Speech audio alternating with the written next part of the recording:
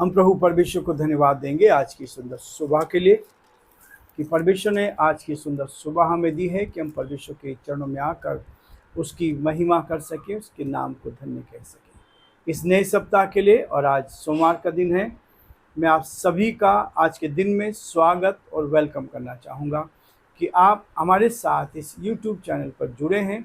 और परमेश्वर का धन्यवाद हो कि ये नया सप्ताह फिर से प्रभु ने हमें दिया है कि हम परमेश्वर की महिमा कर सकें। प्रियो, मैं दिल की गहराई से आप सभी को धन्यवाद देना चाहता हूँ। आपने इस चैनल को शेयर किया है, सब्सक्राइब किया है। और जब मैं देखता हूँ एक दिन में लगभग 147-150 तक लोग इसको देख रहे हैं, प्रभु का धन्यवाद हो। और लगभग 50,000 तक ये संदेश अभी तक पहुंच पाया है। प्रभु आप सबको बहुत आशीष दे। जो कमेंट्स आप दे रहे हैं उसके लिए मैं आपको धन्यवाद देता हूं। और हम प्रार्थना करेंगे, एक विषय मैं आपको दे रहा हूं, हम प्रार्थना करें हमारे भाई अनिल सिंह के लिए। प्रभु उनको संभाले, प्रभु का हाथ उनके साथ रहे। उनकी मिसेस बार बार संदेश दे रही है कि प्रभु ने उनको पहले से बहुत अच्छा किया है। और एक गवाही मैंने लोगों के बीच में बांटने की कोशिश की है, प्रार्थना की। परमेश्वर का धन्यवाद हो। 23 अगस्त से वो वेंटिलेटर पे थे, लेकिन प्रभु का धन्यवाद हो, प्रार्थना के बाद वेंटिलेटर से उनको हटाया गया और अब वो बहुत ही ठीक हैं। लेकिन प्रार्थना की आवश्यकता है। हम प्रार्थना करेंगे ताकि प्रभु उनको संभाले रखें। आज के दिन की शुरुआत हम प्रभु के इस सुंदर वचन के साथ करना चाहते हैं ताकि वचन मेरे और आपके जीवन में कारगर सिद्ध हो सके। रोमियोस का 8 अध्याय आज उसकी शुरुआत हम करेंगे और पहले 3 पद को मैं आपके सामने पढ़ना चाहता हूँ। अतः अब जो मसीह यीशु में हैं उन पर दंड की आज्ञा नहीं, क्योंकि वे शरीर के अनुसार नहीं वरन आत्मा के अनुसार चलते हैं। क्योंकि जीवन की आत्मा की व्यवस्था ने मसीह यीशु में मुझे पाप की और मृत्यु की व्यवस्था से स्वतंत्र कर दिया। क्योंकि जो काम व्यवस्था शरीर के कारण दुर्बल होकर ना कर सकी, उसको परमेश्वर ने किया, अर्थात अपने ही पुत्र को पाप में शरीर की समानता में और पाप बलि होने के लिए भेजकर शरीर में पाप पर दंड की आज्ञा दी। परमेश्वर इस वचन के पढ़े और सुने जाने पर आशीष दे। आमीन। प्रियो, परमेश्वर का धन्यवाद करते हैं कि परमेश्वर हमें ये मौका दे रहा है कि हम उससे सहायता मांगे, उससे प्रार्थना करें और प्रभु के हाथ को अपने साथ महसूस कर सकें।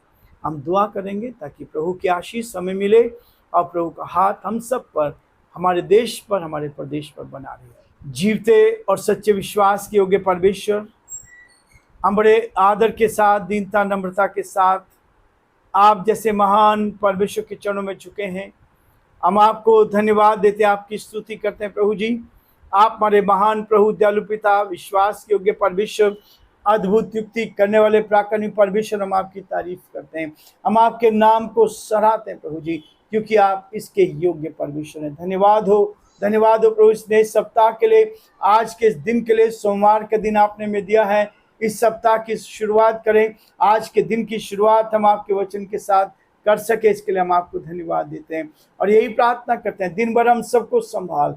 ये आवाज़ जिन कानों में पहुंच रही प्रभु जी, आप उनको आशीष दें, आपका हाथ उन पर बना रहे, आपकी करुणा उन पर बनी रहे। जो इसमें सहयोग करें प्रभु जी, उन सारे भाई बहनों के लिए जो आर्थिक रीति से सहयोग भेज रहे हैं, जो पिता परमेश्वर प्रार्थना में सहयोग कर रहे हैं, जो पिता परमेश्वर इस चैनल को शेयर कर रहे हैं और पिता परमेश्वर सब्सक्राइब कर रहे हैं, हम उन सब के लिए आपको धन्यवाद देते हैं। हमारी प्रार्थना, हमारी विनती प्रभु, हर एक पर आपकी आशीष हो। हमारे प्रदेश राजस्थान पर आपके अनुग्रह की दृष्टि चाहते हैं, आपके हाथ को चाहते हैं और प्रार्थना विनती करते हैं पिता परमेश्वर, यहाँ के मुख्यमंत्री के लिए, उनके जीवन के लिए उनको संभाल, सुरक्षित रखें और आगे बढ़ाएं ताकि जीवन में आगे बढ़ते जाएं और जो आपकी योजना है उनके जीवन से पूरी की जाए। हमारे देश के लिए, देश के प्रधानमंत्री के लिए, राष्ट्रपति जी के लिए प्रार्थना करते हैं, आपका सुरक्षा का हाथ पिता परमेश्वर के साथ भी बना रहे ताकि वो भी आप में सुरक्षित रहकर आपकी महिमा कान बन सके। हम बड़े आदर के साथ, दीनता, नम्रता के साथ पूरे देश को आपके हाथ में सौंपते हैं। सारे पुलिस प्रशासन को मेडिकल के सारे डॉक्टर्स को, नर्सिस को हम आपके हाथों में सौंपते हैं। इस देश पर अनुग्रह कर, इस देश में शांति बनी रहे और सब बातों में आपका नाम ऊंचा किया जाए। सारी महिमा, आदर, गौरव प्रभु जी आपको देते हुए इस प्रार्थना को अपने प्रभु अपने धार करता यीशु मसीह के नाम से मांगते हैं, आमीन।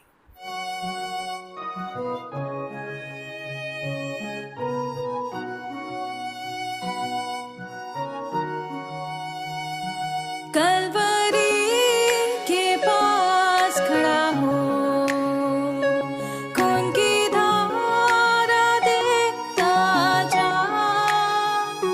तेरे पापों का यही दाम दिया है मसीह यीशु ने।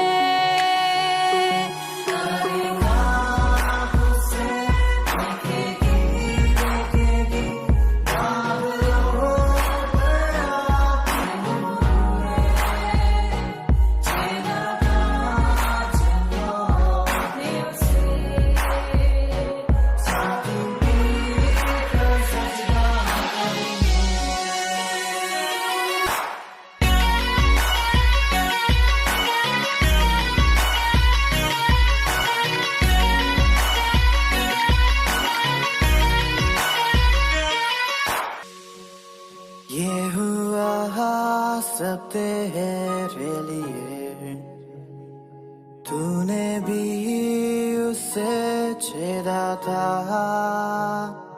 फिर भी प्यार से वो बुलाता। जाता क्यों नहीं तू उसके पास, फिर भी प्यार से वो बुलाता। जाता क्यों नहीं तू उसके पास।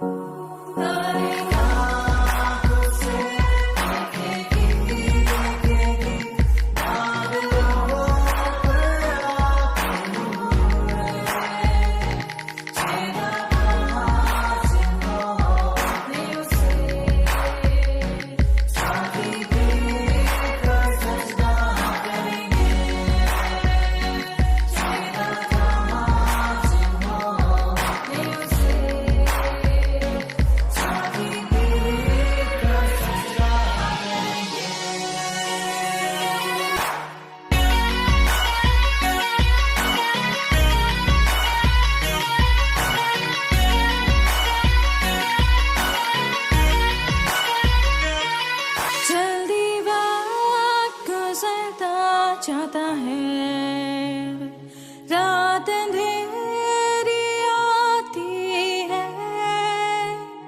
तौबा कर दरवाजा होगा बंद, कुछ ना होगा फिर पछताने से। तौबा कर दरवाजा होगा बंद, कुछ ना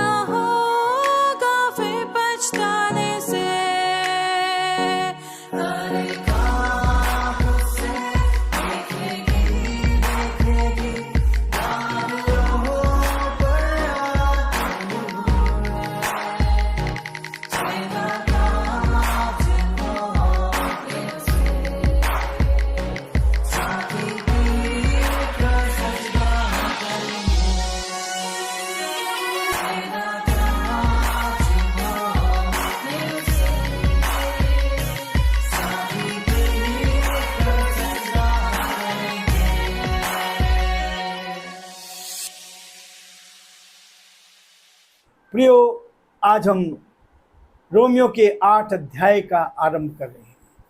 ये 8वां अध्याय मेरे और आपके लिए बहुत ही आशीष का और आनंद का कारण बनने जा रहा है, ताकि हम इस अध्याय के द्वारा और अधिक परमेश्वर की महिमा कर सकें। प्रियो, आज का जो संदेश है, पवित्र आत्मा के द्वारा जीवन। पवित्र आत्मा के द्वारा जीवन कैसे प्राप्त होता है? संसार के लोग इसको नहीं जानते हैं। संसार के लोग इस शरीर के जीवन को जानते हैं, लेकिन एक जीवन है जो बाइबल प्रमाण के द्वारा बता रही है।